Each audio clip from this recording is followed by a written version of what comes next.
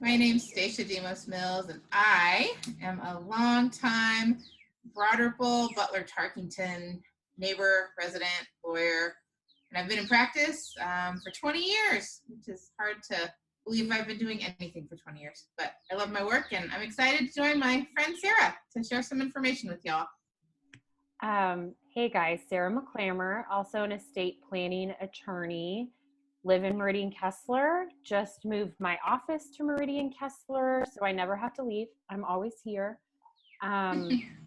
Been practicing over 10 years and been doing estate planning for the last 6 years. So thanks for watching. We're just gonna go through some questions, hopefully just give a broad overview about estate planning, some general questions you might have, and just help calm fears and give you information during this crazy, hectic time. So, Stacia, you ready to get started? I'm ready to start, and I love that you emphasize that this is for purposes of just promoting, promoting your own peace of mind. It's not intended to be perpetuated by any sort of fear. We just want you to have information to be equipped for you and your family and the people that you love. So that's why we're here.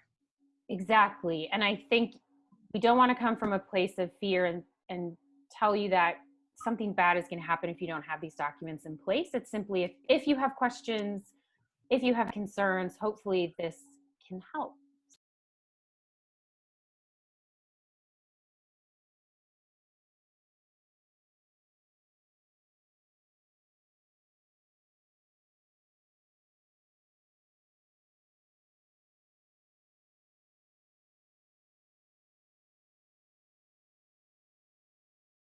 Hey, Stacia.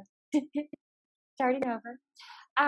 So we're going to talk a little bit about DIY estate plans and sort of their shortcomings and why we try our best to steer clients away from them.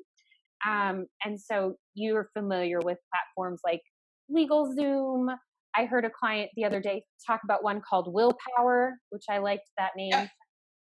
There's a bazillion of them out there, and basically you can put in your information into like little forms, and documents are spit out, and then you can go just get them executed, and they're very inexpensive. And so Right. I tell clients, like, sometimes that might be okay if you're in a pinch, if you literally need something like that day, or there could be good reasons for going that route. But generally speaking, I steer people away from that for many reasons. One of which is that attorneys can be expensive. Sorry about that. It's just kind of a fact of life. And I think people don't always see the value of like a stack of documents that they get from us. But I remind people that you're not paying for documents. The documents, what you pay to LegalZoom, you're paying for documents, and that's it.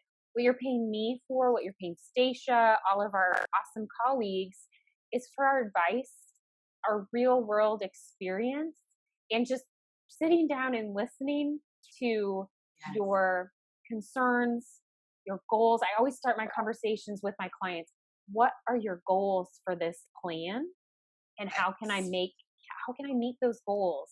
And we're going to ask questions about your family and the dynamics, about your children, and we're going to get to know you in a way that allows us to craft this very customized, very perfectly fit to your unique situation that a place like LegalZoom cannot do. And it can't anticipate some of those relational. Right. This is such a cliche practice. Yes.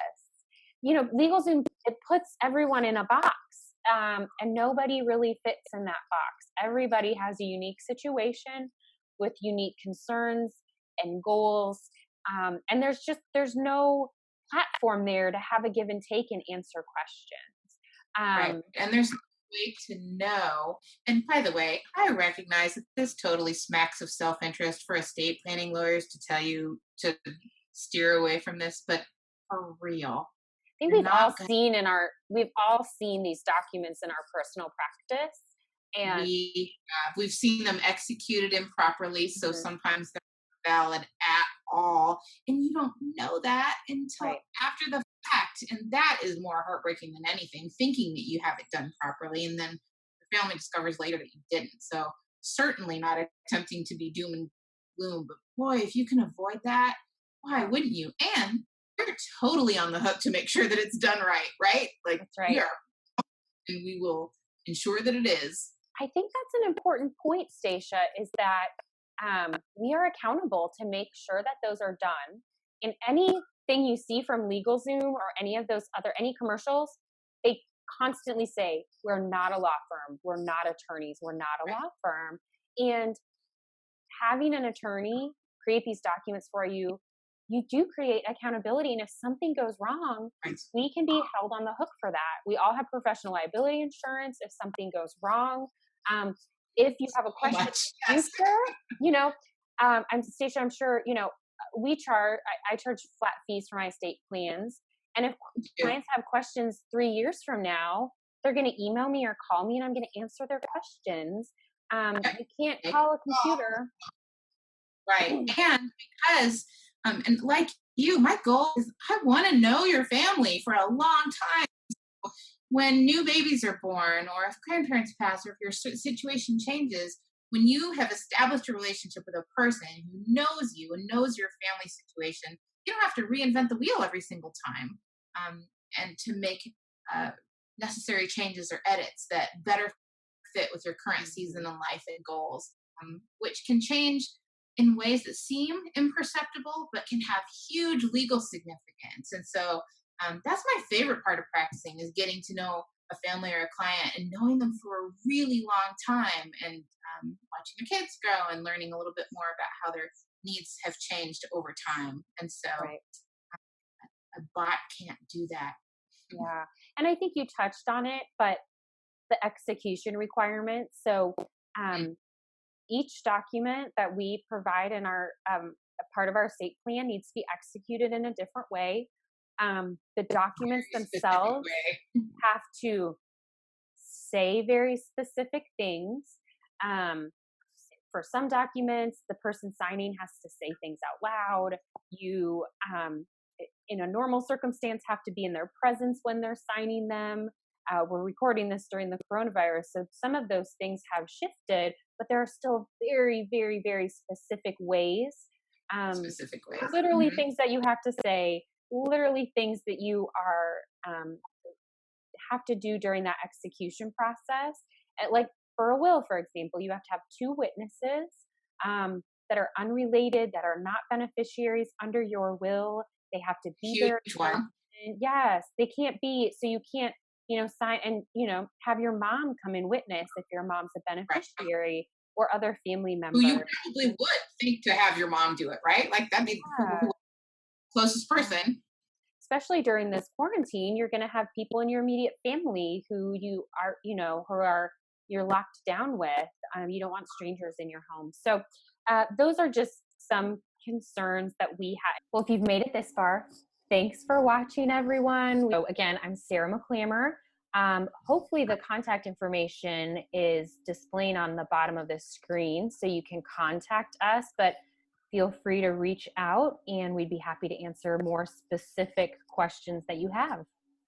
We would, and thank you, Sarah, for having me join you. And I'm Stacia Demos Mills. I'm so glad that we had this conversation. I hope it's helpful to all of you. And boy, do we just wish all of you and yours all of the peace and courage that you need during these days. And either Sarah or I are happy to act as a resource to you or connect you as needed.